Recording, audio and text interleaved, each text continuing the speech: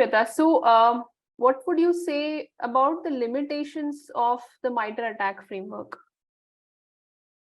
I think when it comes to limitations, I wouldn't say limitation, but MITRE definitely is very, very comprehensive, and therefore, there is a high probability that one may get lost in the information.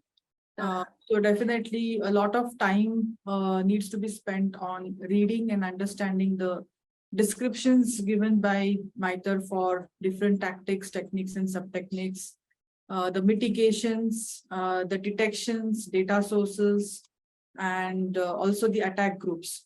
I think I recommend at least reading the entire framework 2 to 3 times before we even start the MITRE attack journey.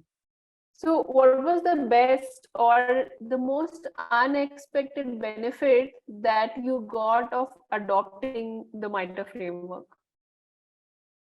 Personally, I would say I gained a lot of knowledge with respect to the attacker behaviors because we are now moving away from operational indicators of compromise such as IP address, domain, email addresses, etc. So earlier, when we used to think about threat intel, we used to just focus on operational indicators. But now we have to think beyond the operational indicators and start identifying the patterns and the behaviors.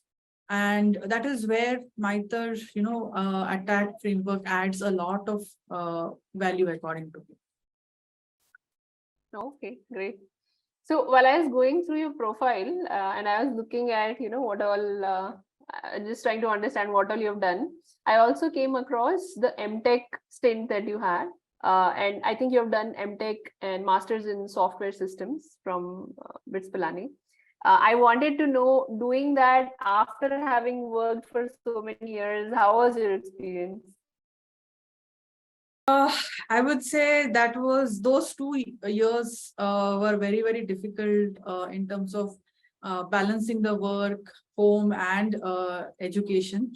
Thankfully, it was a work integrated learning program, which means I had to attend classes only on Saturdays and Sundays, which means I was almost cut off from the external world because Monday to Friday it was work and work only, and Saturday, Sunday was studies.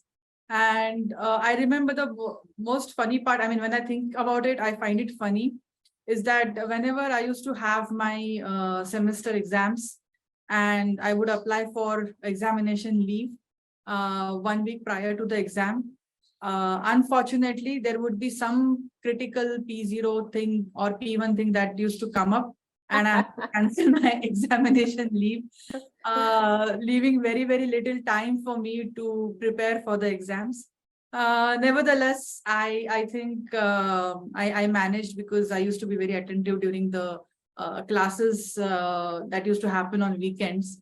And I'm a person who writes down everything. Even today in meetings or whatever it is, I write down with a pen and paper. I have a notebook that with me. So, school, huh? So, that habit probably helped me to retain a lot of things that I learned during the course and recollecting during the exam, because finding time was really, really difficult in those 2 years. Yeah, but I'm sure it would have been, fun going back to a place where there are younger folks, and I think it's a very positive vibe overall. Absolutely. I remember my exam center was this, I think, AES college on Banerghatta Road. And after almost a decade, I went into a college campus just to give an exam. And it would bring back all the memories of the college days, how we used to go to exam, the, anxiety, the worry when it comes to examinations. So, yeah, it was fun. Nice. Good to hear that. And congratulations on doing the masters. Thank you. Okay, so that is about, MITRE ATT&CK and all of that. I think implementing MITRE ATT&CK framework itself would be taking most of your day, and having been leading security teams, both on offense and defense side, I understand that it can take a toll, right? It's not very straightforward. There are so many things to think about. Obviously, there are other organizational responsibilities as well. So amongst all of this ad hoc work and structured work, and there's so much going on in your life, how do you maintain your sanity basically through the day? Yeah, I think MTech, the 2 years were definitely difficult, and followed by the COVID lockdowns where IT and security professionals had to work, round the clock. And that kind of disturbed my daily routine with respect to, exercises. Okay. So the exercises came to a standstill. And after the COVID lockdown and all were over, you're not in that routine anymore, right? So you that laziness sets in you, and you just delay going for exercises or getting into a fitness regime. But yes, I started doing it once again, and I think I tell my team that, after 10 years or 15 years, if you want to avoid something called as fibromyalgia, which is stiffness of neck and shoulder region, better start working out, do strength exercises. I think, in my opinion, women, irrespective of age, should do strength exercises, do yoga, go for a walk. And for that, definitely you have to get up early in the morning and give that me time to yourself before your work routine or other activities set in. So I have started now taking care of my health once again after the COVID lockdown.